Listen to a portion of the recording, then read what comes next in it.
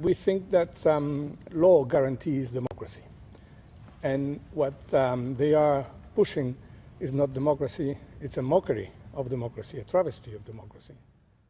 A part of that plan, of course, is to induce the gradual surrender of American sovereignty, piece by piece and step by step, to various international organizations. See an attack on the ordinary, what I'd call elementary headline rights that we were all used to in this country. To limit our sovereignty is through these types of treaties. We were told that when we had a president, we'd see a giant global political figure. The man that would be the political leader for 500 million people. The man that would represent all of us on the world stage. The man whose job was so important that, of course, you're paid more than President Obama. Well, I'm afraid what we got was you. The General also announced that the law enforcement agencies would prevent the referendum from taking place. Se van a cursar las órdenes oportunas para que la Policía Judicial intervenga a los efectos o instrumentos destinados a preparar o celebrar el referéndum ilegal. 1. Greatly expanded government spending for every conceivable means of getting rid of ever larger sums of American money as wastefully as possible. The monthly move of EU Parliament from Brussels to Strasbourg. And the cost of this move? Well, it's a lot. Some figures put it at £130 million a year.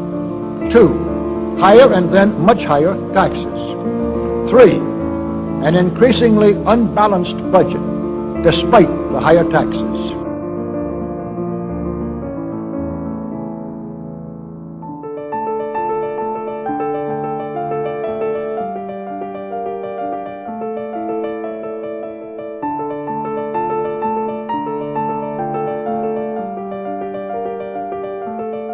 Four, wild inflation of our currency.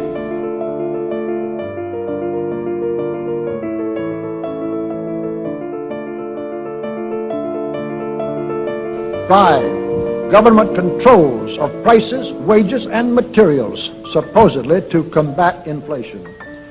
6, greatly increased socialistic controls over every operation of our economy and every activity of our daily lives.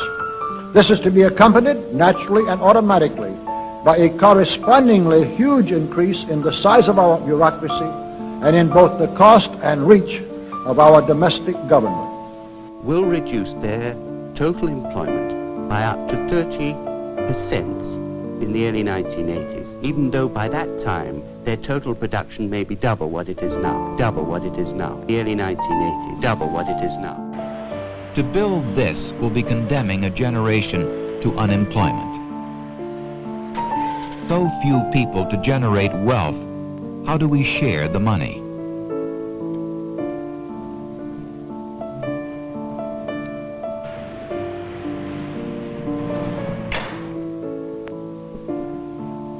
Will we become a divided nation of the very rich and the very poor?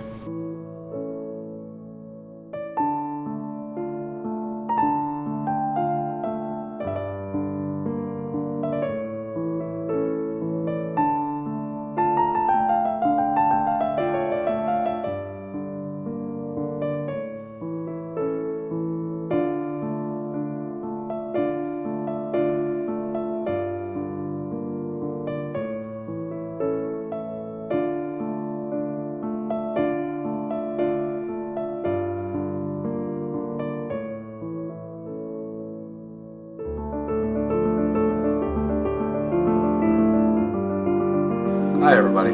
And everybody talks about Agenda 21 in terms of the future and in abstract terms. We're doing this report today to show you what it's actually looking like because it's here and it's now. And they've got test cities that are very high tech, and of course this is all in the name of saving the planet and saving resources. But notice almost everything is based on more electricity to surveil you and keep track of data. And yeah, I get that they want to use green technology to do it, but look how enslaved you're going to be to this system. Alright, so this was in the BBC. This is the city of 2050, and it's talking about how everything is going to be on a smart network. They're going to have fiber optics, but it won't just be fiber to the home. It's going to be a case of fiber to everything. It says all services, education, and government, utilities, etc. connected to this network, which will become, quote, the nerve center of the city. And everything is going to be on a sensor network. It says experts predict everything from street furniture to roads to homes we live in will be connected to this network. And it even says that some cities may build NASA-style control centers to make predictions about city life, including where crimes may be committed. So now we're talking about pre-crime. It talks about the human network, how rather than mobile phones, we're all going to have wearable computers, possibly something similar to Google Glass. And basically you look like Data from Star Trek, but stupider.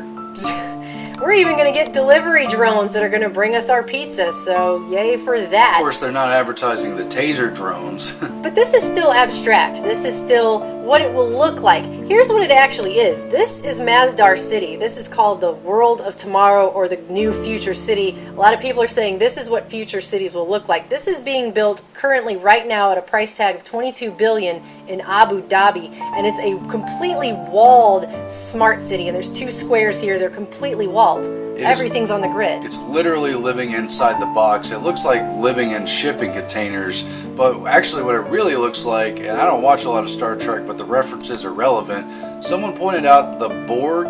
It's a hive collective where every entity that lives in it basically has no ability to dissent, and they just have to go along with this large, all integrated system. It's really creepy looking. It looks like it's physically growing out of the ground into the Borg cube.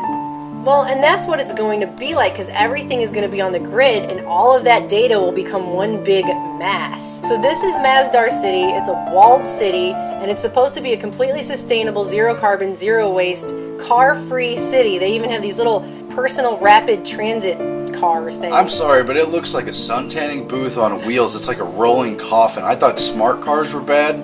Yeah, these are creepy. There's one of the options they're looking at. And it's supposed to be that everything has renewable sources, it's all green energy, and it sounds really great. But at the same time, you're all going to be completely on the grid, and we'll get more into how that's going to work. This is being backed by World Wildlife Fund, Greenpeace, and even the US government. This is from 2010. It said that the ambitious Masdar City project has secured its arguably highest profile backer to date, as the US government has signed a deal with Abu Dhabi on this city. Well, that's the heart of the deception, is that you have to be on the grid, and it's endorsed by all these green for the earth groups. We could have alternative energy and still have our free plots of land and live off the grid. They want to control everyone because it's really, for them, about controlling human population numbers.